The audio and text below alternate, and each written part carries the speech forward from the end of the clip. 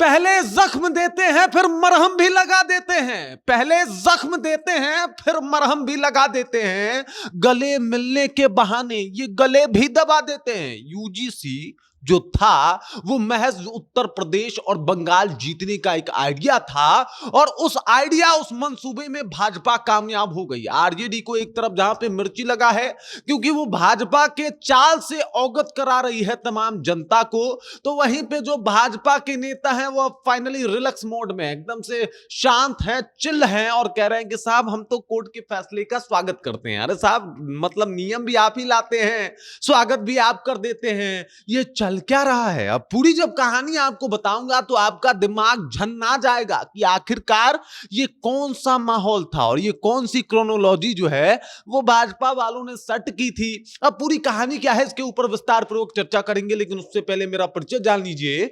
मेरा नाम है रजत और आप जनता जंक्शन देख रहे हैं। आपको पहले शायरी सुनाया, उस शायरी का मतलब जानने का वक्त आ गया है। उस शायरी का मतलब है कि पहले जख्म देते हैं फिर जो है मरहम भी लगा देते हैं। पहले क्या किया कि यूजीसी का एक नियम लेके आए ये लोग। यूजीसी का नियम कैसा था जिसमें जनरल कैटेगरी को लगा कि उनके साथ भेदभाव होने वाला है, और उसके बाद क्या था तमाम सवर्ण समाज जो है वो सड़कों पे उतर गया।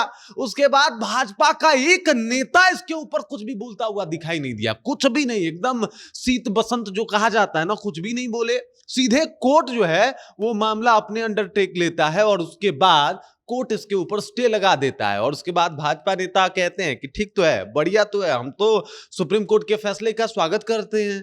मतलब ये क्या है भाई, ये चल क्या रहा है समझ में नहीं आ रहा। और इसी बात को लेके आरजेडी कह रही है कि साहब ये तो अलग है भाई, आप लोग तो मतलब कुछ भी कर रहे हैं, ये तो प्लानिंग था ना, प्लानिंग था उत्तर प्रदेश जीतने का, प्लानिंग था बंगाल जीतने का, और उस मंसूबे में कामयाब होती हुई भाजपा दिखाई दे रही है। अब आप सोच रहे होंगे कि साहब यूजीसी कानून से उत्तर प्रदेश और बंगाल का क्या कनेक्शन है, तो आपको बता देता हूं।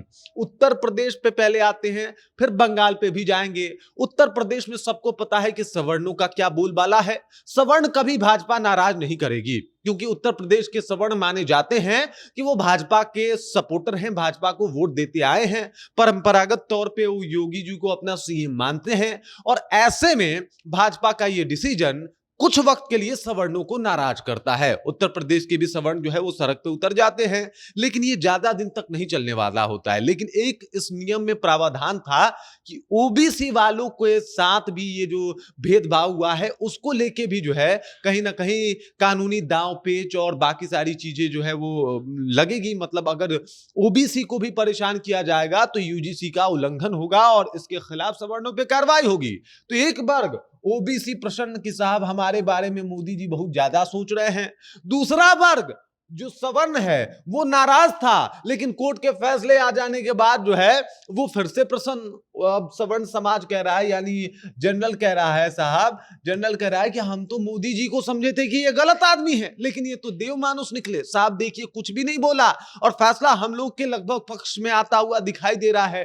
तो जनरल भी खुश, ओबीसी भी खुश, अपना वोट बैंक बना लिया मोदी जी ने उत्तर प्रदेश में। और जनरल ओबीसी अगर मिल जाए तो साहब कोई भी किसी का बाल बांका नहीं कर सकता उत्तर प्रदेश में। अगर जनरल वोट और ओबीसी का वोट आपके साथ है तो आप उत्तर प्रदेश में सरकार बना सकते हैं। अगर पूरा का पूरा समूल वोट आपके हाथ में है तो बम्पर जीत सकते हैं, और इतना जीत कि कोई इसका जो है वो अंदाजा तक नहीं लगा पाएगा। तो समझिए कि ये काम करने में यहां पे भी कामयाब हो गए।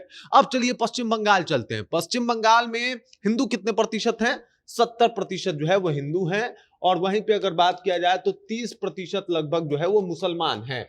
लेकिन ये हिंदू आबादी ना बड़ा अलग तरीके से काम करती है। अब देखिए हिंदू आबादी बहुत हद तक यहाँ पे आरोप लगते आया है कि ब्राह्मणवाद यहाँ पे एकदम पुरजोर तरीके से जो है वो ऊपर है, यानी ब्राह्मणवाद बहुत हद तक हावी है पश्चिम बंगाल में। और इसी बात को लेके जो है कहीं ना कहीं पश्चिम बंगाल को जीतने की एक रणनीति बनाई जाती है, जिसमें बताया जाता है कि ओबीसी और एसटी/एससी इन लोगों को यूजीसी का जो नया नियम है उसमें रखा जाएगा, और सवर्ण अगर इनको कुछ बोलेगा तो इनको जो है वो छोड़ा नहीं जाएगा, बल्कि इनके ऊपर इस नियम के उल्लंघन के तहत कार्रवाई होगी।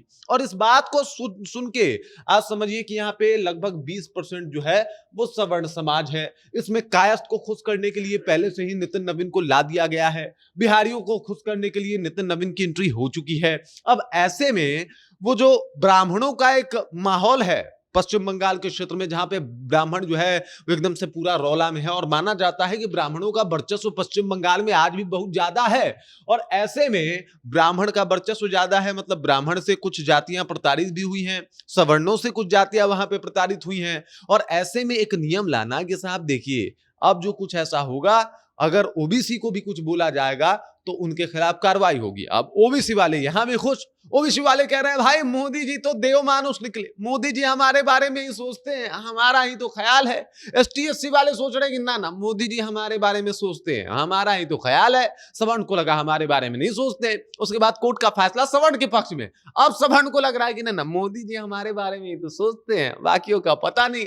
ये सारा चीज इतना दिलचस्प तरीके से बिठाया गया और फिट किया गया कि ऐसा महसूस होने लगा कि साहब ये तो बड़ा ही कमाल का मामला है। और आज देखिए यूजीसी के ऊपर क्या स्थिति है, कोर्ट ने स्टे लगा दिया है, 19 मार्च के बाद जो है हम इसके ऊपर सुनवाई करेंगे। अब सुनवाइयां होंगी, क्या होगा, नियम कब पारित होगा, यह बहुत लंबा प्रोसेस हो गया भाई, बहुत लंबा प्रोसेस हो गया। लेकिन फिलहाल जो कुछ हुआ उस सब में भाजपा का बल्ले बल्ले हो गया। ये जो जितना भी अफरा तफरी आपने देखा, इसमें भाजपा का जो है वो चांदी चांदी हो गया। और इसी बात को लेके अब आरजेडी सड़क पे है, आरजेडी जो है वो बयानों में और कह रहा है ये साहब ये तो खेल गए आप, फिर से खेल गए आप, फिर से वही काम कर दिया जिसका हम लोगों ने सोचा नहीं था। पश्चिम बंगाल में खेल हो गया, उत्तर प्रदेश में खेल हो गया, हम करे तो करे क्या, जाए तो जाए कहां। अब आरजेडी को मिर्ची लग रही है। एक तरफ तो आरजेडी पहले ही सपोर्ट करके सवर्णों के खिलाफ हो गई, इसे लगा कि साहब यहां पे सपोर्ट कर देंगे हमें ओबीसी वोट मिल जाएगा, एसटी-एससी वोट मिल जाएगा। तो ओबीसी वाले भी अब उधर मोदी जी के हो गए,